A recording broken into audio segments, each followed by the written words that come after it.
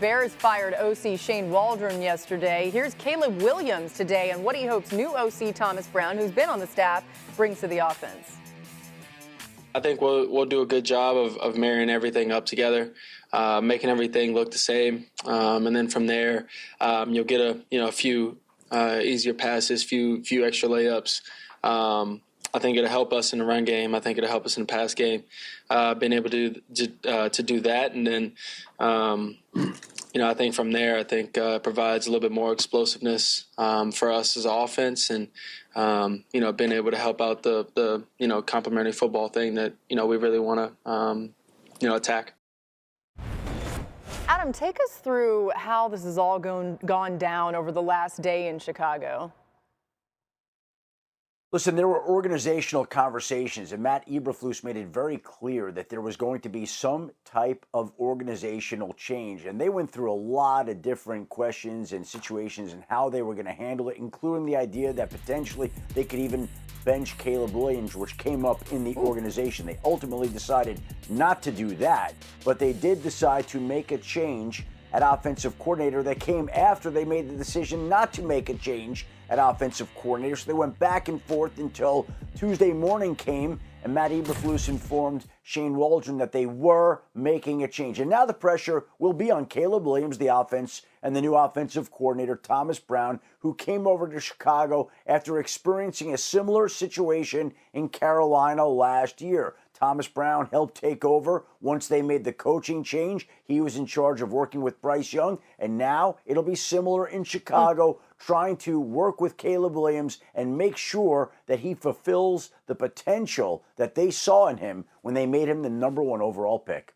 Dan, what do you want to see from Caleb, this Bears offense on Sunday? They play the Packers.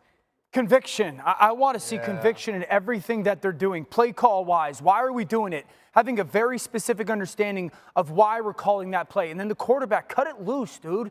Throw the football, okay? I think the second thing is this. It's 2024, Chicago. You should not be using play action motion this little. I've talked about this on this show for 4 or 5 years now. So more of that where you're getting motion to maybe give him an indication of what the coverage is, maybe to create advantage. Give me more play action so you cut the field in half and I can just read 1 to 2 to 3 and the ball can come out. I would have plays and I would go in personnels, like something that Buffalo does. I think something that Denver does with Bo Nix. They get into personnels with like 6 offensive linemen. So I'm telling the defense, line up in single high safety defense, meaning 1 safety in the middle field. Give me man coverage. Caleb, you're throwing the ball to Romo Dunze down the field. I don't care. Unless they double team him, check it down. We used to do that with Calvin. Yeah. Get into the personnel. They're going to play him one-on-one. Just throw him the ball. I don't care. And I think just getting him to play faster. Yeah, right. Just getting him to play faster. Like that one. You give him a chance to, and just let's get our receivers more involved in the game. I love that you said conviction. I think part of it, with everything that's happening for Caleb Williams, you firing an OC, a new guy, the guys around him have to step up. There's moments where he's hitting his back foot and he's looking to get the ball out and guys are blanketed. So you have to find a way, to your point, of making easy throws. You mentioned Bo Nix, the amount of wide receiver screens that the Denver Broncos throw where the ball hits his hands and he's just getting it out quick. Yes. So whether it's little Jordan Humphrey or Vele, just allowing those guys to make plays. And for Caleb Williams, he's never going to lose that playmaker mentality that he has. Right there, you're seeing him outside the pocket.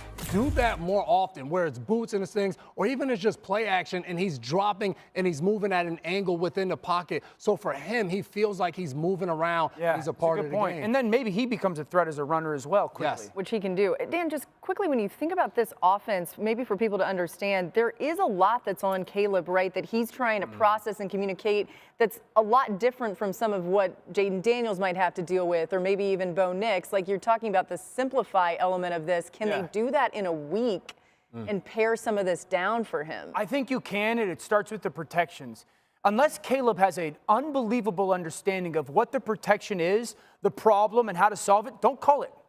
Just get rid of it. You don't need 900 protections going into a game plan. Right. You really need 3 or 4 that you feel confident in, that you can operate. And if that's the best, go about it that way. And take that load off of him when it comes to standing at the line of scrimmage and trying to figure out everything and to be perfect. Just get him to play fast before the ball gets snapped. Yeah, play fast, Dan, and that means getting rid of the football fast and not holding on to it, which is something that they've done. And so that is one of the issues. And you have that issue. You guys have brought up the other quarterbacks.